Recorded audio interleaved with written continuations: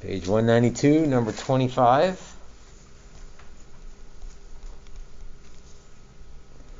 Looks simple enough, right? Sine of x over 2 between 0 and 4 pi. Oh, I need to be careful about that. I'm used to going to 2 pi, so I'll need to pay attention on that one. Find the points of inflection and discuss the concavity of the graph of the function.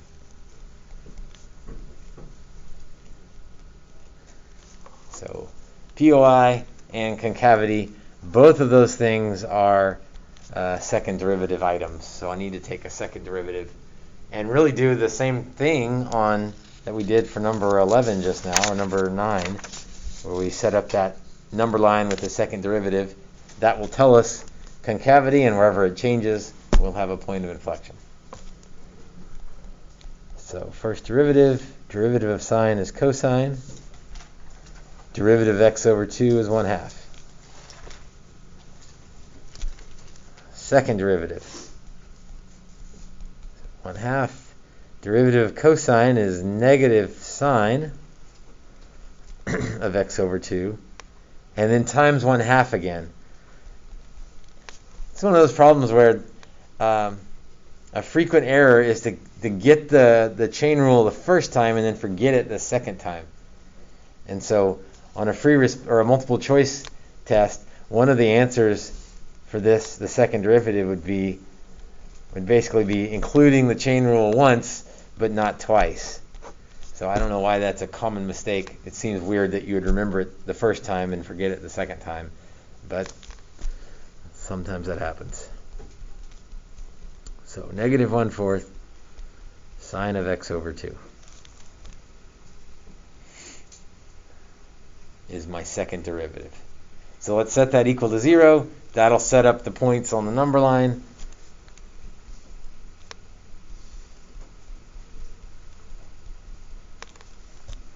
To test intervals for concavity, which will then give us points of inflection.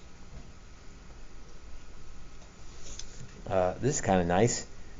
Basically, if we did forget the chain rule, we'd still get these key points correct, because the 1/4 doesn't matter when it comes to 0.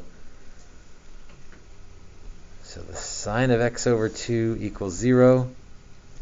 That happens when x over 2 is, so the sine is 0, at pi, at 2 pi, and so on. I'm worried about that 4 pi, so I extended it out. But now I see I didn't need to, because when I solve for x, multiplying by 2, 0, 2 pi, 4 pi, and so on, but those are outside what I'm looking for anyway. So on my number line,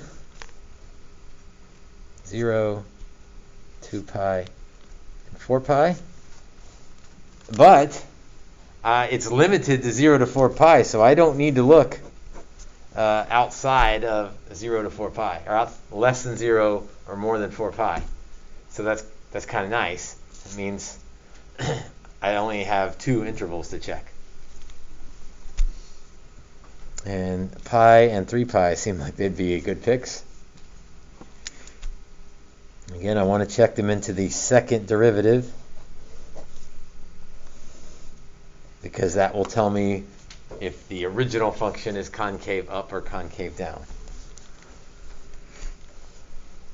So negative 1/4 sine of pi over 2. Sine of pi over 2. Unit circle. Pi over 2 is right there. Sine of that would be 1. So f double prime is negative. That means f is concave down. In fact, since I only have 2 intervals, let's just say it's concave down on 0 to 2 pi. I think it even said, well, this one didn't. The previous one said, discuss the open intervals. Because at 2 pi and at 0, its second derivative is 0, so it's neither concave up nor concave down. So we don't want to include the endpoints. Right? For derivatives, you usually don't include endpoints.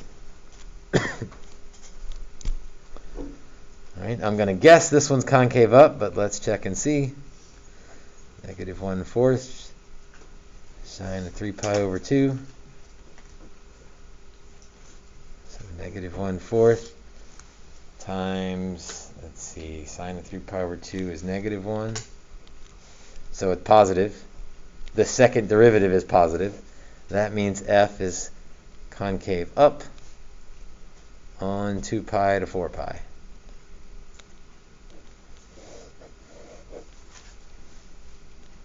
And it changed concavity at 2 pi, so there's a point of inflection at x equals 2 pi. Although it asks for a point, so that suggests an x and a y. So let's find f of 2 pi just to make sure we fully answer this question. Sine of pi is 0. So the point is 2 pi comma 0. And it kind of depends on the question exactly what they're looking for, if they just want the x value or if they want the point. So I'm not going to graph this one, but I know what the sine looks like. Sine graph looks like that. And since this period has been extended to 4 pi, that matches. It's concave down on the first part, it's concave up on the second part. So I guess I did graph it. I just graphed it by hand though, instead of using the calculator.